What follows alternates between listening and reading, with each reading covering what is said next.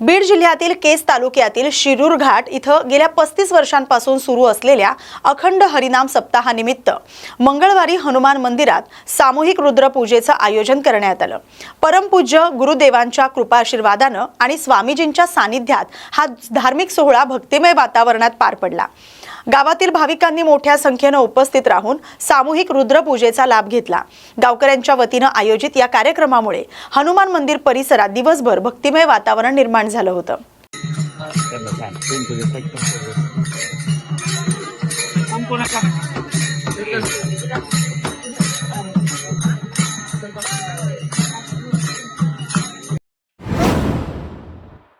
हदगाव शहरातील प्रलंबित प्रश्न आणि आगामी विकास कामांना गती देण्यासाठी नगराध्यक्ष प्रतिनिधी तसंच युवा नेते भास्कर वानखेडे यांनी नगरसेवकांसह हिंगोली लोकसभा मतदारसंघाचे खासदार नागेश पाटील आष्टीकर यांची भेट घेतली। यावेळी रस्ते, मूलभूत सुविधा आणि विविध विकास कामांवर चर्चा झाली। खासदार आष्टीकर यांनी भास्कर वानखेडे यांचा सत्कार करून शहराच्या विकासासाठी शासन स्तरावर पाठपुरावा करण्याचं आश्वासन दिलं। आवश्यक निधी आणि विविध योजनांचा लाभ हदगावला मिळवून देण्यासाठी प्रयत्न करण्याची सकारात्मक भूमिका त्यांनी मांडली। हदगावच्या सर्वांगीण विकासासाठी एकत्रितपणे प्रयत्न करण्याचा निर्धार या भेटीत व्यक्त करण्यात आलाय। सहकारचे प्रणेते पद्मश्री डॉक्टर विठ्ठलराव विखे पाटील यांच्या जयंतीनिमित्त हदगावमध्ये 30 ऑगस्ट रोजी सुमन मंगल कार्यालयात भव्य शेतकरी मेळावा आणि कृतज्ञता सोहळ्याचं आयोजन करण्यात आले। भाजप हदगाव तालुका अध्यक्ष भागवत देवसरकर यांच्या पुढाकाराने हा कार्यक्रम होणार आहे। यावेळी खासदार रामराव वडकुते, आमदार अमनराथ राजूरकर आणि नांदेडच्या महापौर कविता मुळे यांचा नागरी सत्कार करण्यात येणार आहे। माजी मुख्यमंत्री तसंच खासदार अशोक चव्हाण, जलसंपदा मंत्री डॉक्टर राधाकृष्ण विखे पाटील आणि कृषी मंत्री दत्तात्रय भरणे यांची प्रमुख उपस्थिती राहणार आहे। मेळाव्यात वसंतराव नाईक मराठवाडा कृषी विद्यापीठातील तज्ज्ञांकडून कापूस, सोयाबीन आणि हळद पिकांवरील रोग, कीड नियंत्रण, आधुनिक शेती तंत्रज्ञान याबाबत शेतकऱ्यांना मार्गदर्शन केलं जाणार आहे। कार्यक्रमाचं प्रमुख आकर्षण कवयित्री गुंजन पाटील यांचा काव्य संवाद राहणार आहे। अन्नदात्या शेतकऱ्यांच्या योगदानाचा सन्मान करणाऱ्या या सोहळ्यास शेतकऱ्यांनी मोठ्या संख्येने उपस्थित राहावं असं आवाहन आयोजक भागवत देवसरकर, गुणवंत अठरे पाटील आणि लक्ष्मी पाटील यांनी केलंय। नमस्कार शेतकरी बांधवांनो, मी भागवत देवसरकर सहकार महर्षी पद्मश्री डॉक्टर विठ्ठलराव विखे पाटील यांच्या जयंतीच्या निमित्ताने रविवार दिनांक 30 ऑगस्ट रोजी दुपारी 12 वाजता सुमन मंगल कार्यालय हदगाव येथे भव्य शेतकरी मेळावा व कृतज्ञता सोहळा आयोजित करण्यात आला आहे। या मेळाव्याच्या अध्यक्षस्थानी महाराष्ट्राचे माजी मुख्यमंत्री खासदार श्री अशोकरावजी चव्हाण साहेब राहणार असून उद्घाटन राज्याचे जलसंपदा मंत्री नामदार डॉक्टर राधाकृष्ण विखे पाटील साहेब करणार आहेत। तर प्रमुख पाहुणे म्हणून राज्याचे कृषी मंत्री दत्तात्रयजी भरणे मामा उपस्थित राहणार आहेत। या कार्यक्रमामध्ये प्रसिद्ध कवयित्री, युवकामध्ये प्रचंड लोकप्रिय व्यक्तिमत्व गुंजन पाटील यांच्या बहारदार कवितांचा कार्यक्रम या ठिकाणी होणार आहे। या कार्यक्रमातच सन्मान लोकप्रतिनिधीचा या अंतर्गत राज्यसभेचे खासदार श्री रामरावजी वडकुते साहेब, विधान परिषदेचे आमदार अमरनाथ राजूरकर साहेब व नांदेडच्या महापौर कविताताई संतोष मुळे यांचा नागरी सत्काराचा कार्यक्रम होणार आहे। या कार्यक्रमाला जिल्ह्यातील सर्व सन्माननीय आमदार, खासदार, लोकप्रतिनिधी, विविध पक्षाचे पदाधिकारी उपस्थित राहणार आहेत। या कार्यक्रमाला हदगाव तालुक्यातील तसेच परिसरातील शेतकरी बांधवांनी मोठ्या संख्येने उपस्थित राहावे ही विनंती। साखरेच्या दरवाढीपासून मराठवाड्यातील पावसाच्या प्रश्नापर्यंत विविध मुद्द्यांवरून ठाकरे गटाचे नेते अंबादास दानवे यांनी सरकारवर निशाणा साधलाय। काही दिवसात साखरेचा दर हा 100 रुपयांवर जाण्याची शक्यता आहे। सरकारच्या चुकीच्या धोरणांमुळे ही परिस्थिती निर्माण झाल्याचा आरोप त्यांनी केलाय। इथेनॉल निर्मितीमुळे साखर आणि ऊसाचं संतुलन बिघडल्याचं सांगत बाजारातील मोठ्या प्रमाणातील साखर गायब झाल्याचा आणि साठेबाजी होत असल्याचा दावा त्यांनी केलाय। तसंच आरटीओ कार्यालयांमध्ये दलालांचा सुळसुळाट असून हप्तेबाजी आणि भ्रष्टाचार सुरू असल्याचा आरोप त्यांनी केलाय। घाण्यावर तयार होणाऱ्या तेलाच्या विक्रीवरील निर्बंधावरही दानवेंनी टीका केली। सरकारचं धोरण मोठ्या कंपन्यांना प्रोत्साहन देणारं आणि छोट्या उद्योगांना अडचणीत आणणारं असल्याचं ते म्हणालेत। दरम्यान मराठवाड्यात पावसाअभावी पिकांची अवस्था बिकट झाली आहे।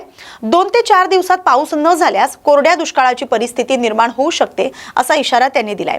सरकारनं तातडीनं परिस्थितीचा आढावा घेऊन मराठवाड्यात दुष्काळ जाहीर करावा अशी मागणी दानवे यांनी केली। शेतकऱ्यांची अशी मागणी आहे, 1 महिन्याचा खंड झालेला आहे, आता कृत्रिम पाऊस सरकारने पाडावं, आम्हाला मदत नको मात्र कृत्रिम पाऊस पाडा अशी मागणी होती. दुष्काळ जाहीर करण्याची मागणी केली. दुष्काळ जाहीर झाला पाहिजे. ठीक आहे, कृत्रिम पाऊस हे सरकार नुसतं पैसे खाऊन घेईल, पाऊस पडणार नाही आणि काही होणार नाही. त्यामुळे आपण निसर्गाला, परमेश्वरालाच हाक देऊ की पाऊस पडू दे म्हणून. हे मात्र शेतकऱ्यांची अशी मागणी आहे की आता जो पीक लावला होता तो त्यांना फळधारणा सुरू झालेली आहे, फुलं यायला सुरुवात झालेली आहे. अशा परिस्थितीमध्ये जर पाऊस आला तर ती पिके वाचतील, त्यामुळे कृत्रिम पाऊस पडावा अशी विनंती होती शेतकऱ्यांकडून. तर सरकार या गोष्टी करू शकत नाही. सरकार या गोष्टी करूच शकत नाही. जालन्यातील अंबड तालुक्यातील गोंदी इथं गोदावरी नदीपात्रात अवैध वाळू उपशावर कारवाई करण्यासाठी गेलेल्या तहसीलदारांसह महसूल पथकाला वाळू वाहतूकदारांकडून मारहाण केल्याचा धक्कादायक प्रकार समोर आलाय. सकाळी अंबडचे तहसीलदार सोमेश मोहिते हे अवैध वाळू उपसा होत असल्याची माहिती मिळाल्यानंतर महसूल पथकासह कारवाईसाठी घटनास्थळी दाखल झाले होते. कारवाई सुरू असतानाच काही वाळू वाहतूकदारांनी महसूल पथकाशी हुज्जत घालत तहसीलदार आणि कर्मचाऱ्यांना मारहाण केल्याचा आरोप आहे. या घटनेत तहसीलदार सोमेश मोहिते आणि एका कोतवालाला जबर मारहाण करण्यात आले. दरम्यान या गोंधळाचा फायदा घेत ताब्यात घेतलेले काही हायवा ट्रक तहसीलदारांच्या गाडीला धडक देऊन वाळू वाहतूकदारांनी घटनास्थळावरून पळवून नेल्याची माहिती आहे. या घटनेमुळे अवैध वाळू उपसा करणाऱ्यांचा मुजोरपणा पुन्हा एकदा समोर आलाय. या प्रकरणी गोंदी पोलिसांकडून पंचनामा करण्यात येतोय. गुन्हा दाखल करण्याची प्रक्रिया सुरू आहे. कारवाईसाठी आम्हाला गोपनीय माहिती मिळाली की राजकारण चालू आहे मोठ्या प्रमाणामध्ये. आम्ही आमचे 2 महसूल सेवक आणि 3 तलाठी असे आम्ही 6 जण आम्ही टीम करून सिद्धेश्वर पॉईंटला आलेलो. 7च्या सुमारास आम्ही इथं पोहोचलो. त्याच्यानंतर जेव्हा आम्ही नदीपात्रात आलो तेव्हा आम्हाला असं निदर्शनास आलं की इथं जवळपास 10-11 हायवा, 2-3 लोडर जेव्हा त्याचे रेतीने भरलेले होते. लोडरच्या सहाय्याने ते हायवा जे आहेत ते भरायचे चालू होते. आणि आम्हाला पाहिल्यानंतर त्यांनी आमच्यावरती हल्ला केला. आम्ही क्रुझर जे आहे ते आडवी लावली होती आमची गाडी. आम्ही खाजगी गाडीने आलेलो. ती गाडी आम्ही मेन रोडला आडवी लावलेली की जेणेकरून कोणताही हायवा जो आहे तो नदीच्या पात्रातून बाहेर जाऊ नये. परंतु त्यांनी आणि त्यांचे जे मालक होते ते आले. त्यांनी हायवा जो आहे ते चालकांना प्रोत्साहन देऊन तिथून आमचे जे सहकारी आहेत त्यांच्या अंगावरती घालून गाडीला धडक देऊन ते पळवून नेण्याचे प्रयत्न केले आणि जवळपास वेगवेगळ्या मार्गाने ते 5 हायवा त्यांनी पळवून नेले आणि 2-3 लोडर ते पळवून घेऊन गेले.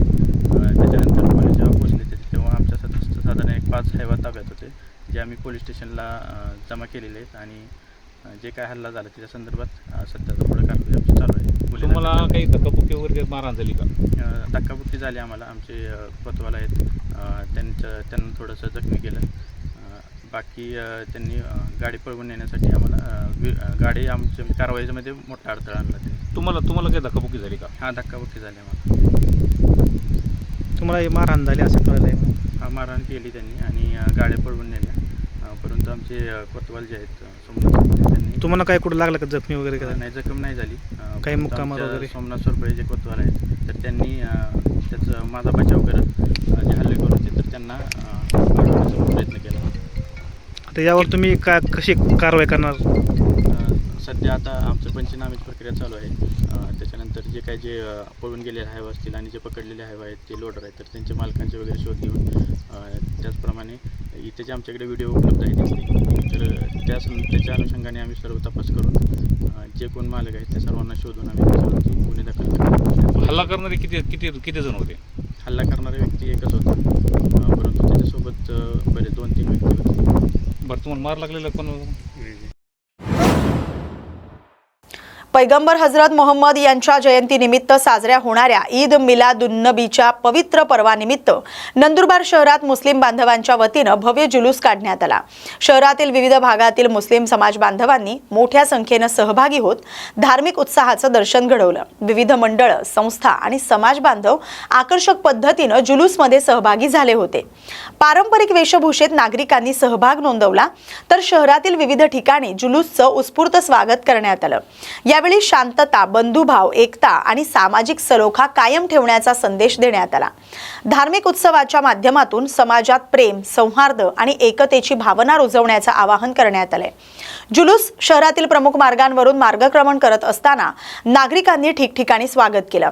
जुलूसच्या पार्श्वभूमीवर कायदा आणि सुव्यवस्था अबाधित राहावी आणि वाहतूक सुरळीत सुरू राहावी यासाठी पोलीस प्रशासनाकडून चोख बंदोबस्त ठेवण्यात आला होता.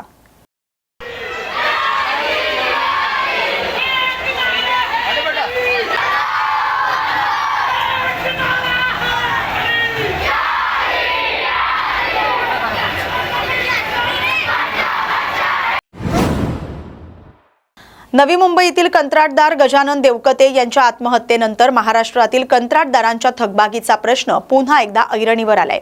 महाराष्ट्रातील कंत्राटदारांची तब्बल 86,000 कोटी रुपयांची थकबाकी शासनाकडे असल्याचा दावा कंत्राटदार महासंघानं केलाय. काम करूनही देयकं न मिळाल्यानं आतापर्यंत 7 कंत्राटदारांनी आत्महत्या केल्याचा आरोप महासंघानं केलाय. शासनानं थकीत देयकं तातडीनं न दिल्यास येत्या 8 दिवसात रस्त्यावर उतरून आंदोलन करण्याचा इशारा देण्यात आलाय. दरम्यान राष्ट्रवादी काँग्रेस शरद पवार पक्षाचे जिल्हाध्यक्ष मनोज प्रधान यांनी कंत्राटदार महासंघाचे मंगेश आवळे यांची भेट घेऊन आंदोलनाला पक्षाचा पाठिंबा जाहीर केला. शेतकऱ्यांची तर राज्यातल्या परिस्थिती बिकट आहे, मात्र आता कंत्राटदारांची देखील परिस्थिती बिकट झालेली आहे. 7 कंत्राटदारांनी आतापर्यंत आपलं जीवन संपवलेलं आहे. आपण आता कंत्राटदार महासंघाला पाठिंबा दर्शवलेला आहे. काय नेमकं सांगाल? कसं आहे, या महाराष्ट्रामध्ये अधिकाऱ्यांनी सांगितलेल्या विश्वासावर त्यांनी कामं केली. आज 86,000 crores थकबाकी आहे. वारंवार शासनाच्या दारी जाऊनही कुठेही न्याय मिळत नाही.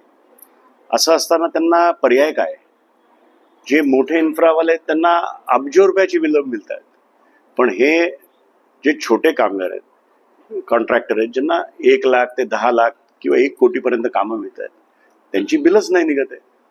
मग आमचा एक छोटासा ठेकेदार नवी मुंबईमध्ये राहणारा देवकाते नावाचे 45व्या वर्षी त्यांना काही उपायच दिसला नाही दुसरा.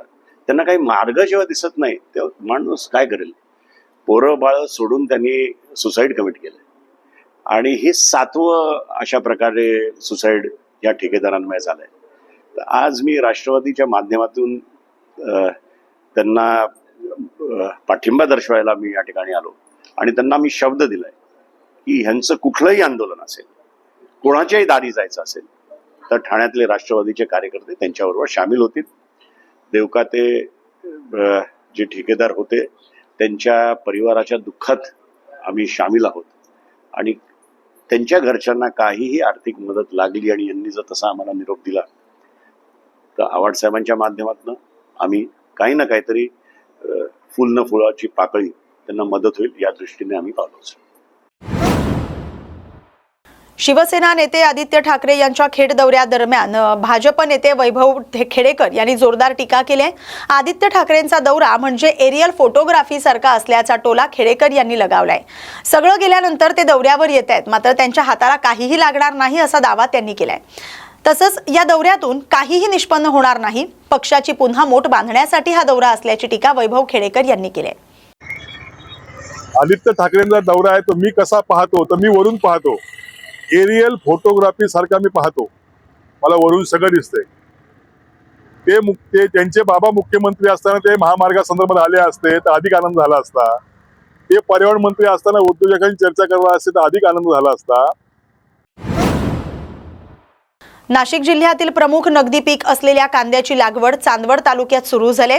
वरबाडे परिसरात पावसाची प्रतीक्षा न करता उपलब्ध पाण्याच्या आधारे शेतकऱ्यांनी पोळ कांद्याची लागवड सुरू केली.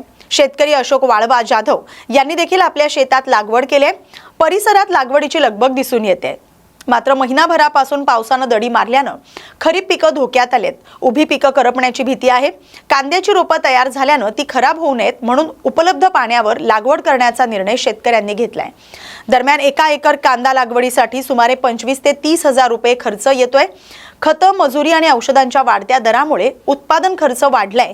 त्यामुळे पावसाचा लहरीपणा, वाढता खर्च आणि बाजारभावातील अनिश्चितता अशा तिहेरी संकटांचा सामना शेतकऱ्यांना करावा लागतोय.